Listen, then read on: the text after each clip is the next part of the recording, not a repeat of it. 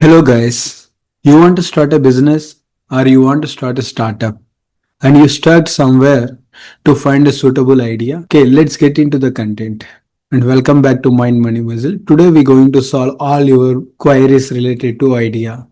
So, this video contains a crisp content from different sources like Y Combinator and several magazines and all. So, you may You know find that the value. feeling, right? You get that amazing, what feels like $1 million idea, you rush to Google it, and bam, someone's already doing it. That feeling is probably one of the biggest reasons people just stop. But what if the whole way we think about finding an idea is just wrong? Let's get into it.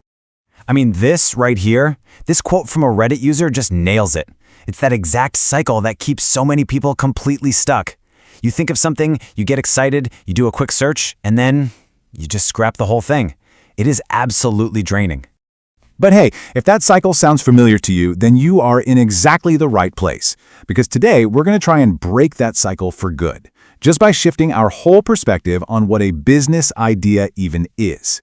So first things first, we have to talk about the biggest roadblock of them all, the myth of originality. This is that little voice in your head, that trap, that tells you that to be successful, you have to invent something the world has never, ever seen before. We all have this kind of romantic image of what an idea is, don't we? Some lone genius in a lab has a sudden flash of insight, something completely new. But the reality? It's so much more down to earth. A great business idea usually isn't about some sudden lightning strike. It's just about finding a better way to solve a problem that people are already dealing with every single day. As another Reddit user so bluntly put it, the chance of you coming up with something that is truly 100% unique is practically zero. And you know what? That's actually great news. It means the goal isn't originality. The goal is improvement. Okay, so if we stop chasing this ghost of originality, what do we do instead? Well, this is probably the most important mental shift you can make. It's time to stop trying to be an inventor and start becoming a problem solver. This piece of advice right here is really the heart of this entire explainer. Just stop trying to invent the next big thing. Instead, start looking for the next frustrating, annoying problem you can fix. And look, this isn't just a theory. Here's a real story from an entrepreneur. Their business didn't start with some massive world-changing idea. Nope, it started super small, just helping clients with a really common problem, managing their online reputation. And once they solved that problem, clients started asking for more help, removing fake reviews, dealing with bad search results. Each little solution became a new service, and this whole thing just snowballed into a super successful agency, all built on solving the boring problems nobody else wanted to deal with. Okay, that's great, but where do you actually find these golden problems? Well, the truth is, they are literally everywhere once you start looking. So let's put together a little toolkit for spotting them. Honestly, your own life is a gold mine for this stuff. Think about it. What drives you crazy at work? What's that annoying little thing in your favorite hobby? Is there something you'd literally pay money for right now just to make it go away? That's a business idea. Or look around you at existing businesses. Who's dropping the ball? Who isn't taking care of their customers? You don't have to be totally original. You often just have to be better. All right, let's take this idea of problem solving and level it up with a really powerful business framework.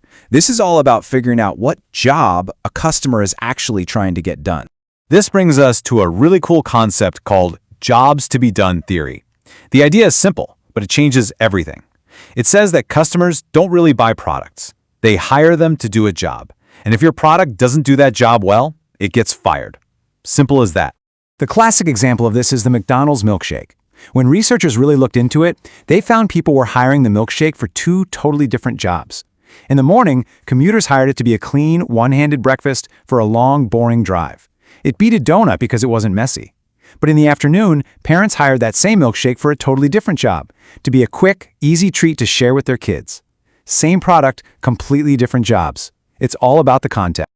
So this leads us to the most important question you can ask yourself. Forget about features. Forget about price for just a second. What is the real-world job that a customer would hire your idea to do for them?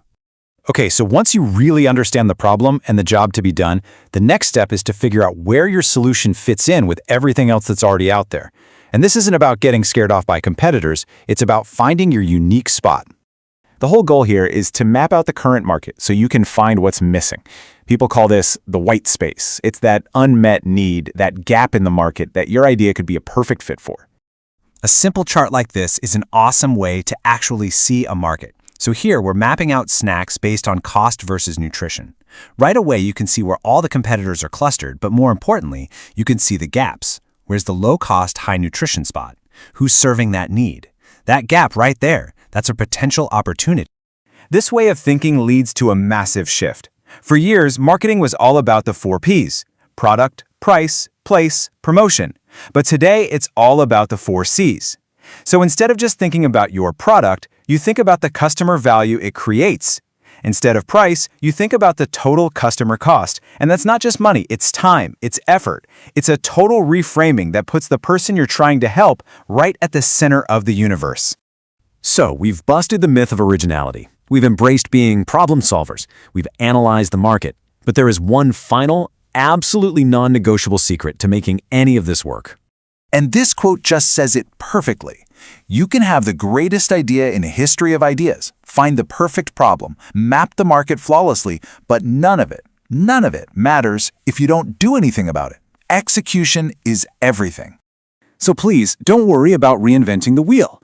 The world is filled with incredibly successful companies that were just an existing idea, but done better. They were faster. They were more convenient. They focused on a specific group of people that was being ignored. Your execution, how well you do it, that can be your real advantage. I want to leave you with this thought from the Nobel Prize winner Linus Pauling. Don't sit around and wait for that one perfect, unique idea to come down from the heavens. The best way to have a good idea is just to have a lot of ideas. Look for problems everywhere. The more things you try to solve, the higher the chance you'll find one that's actually worth building a business around. So forget about finding the perfect idea. The real question is so much simpler and honestly so much more powerful. What problem will you solve today? If you feel this video have added some value to you, please subscribe and use the comment section if you have any queries. Thank you.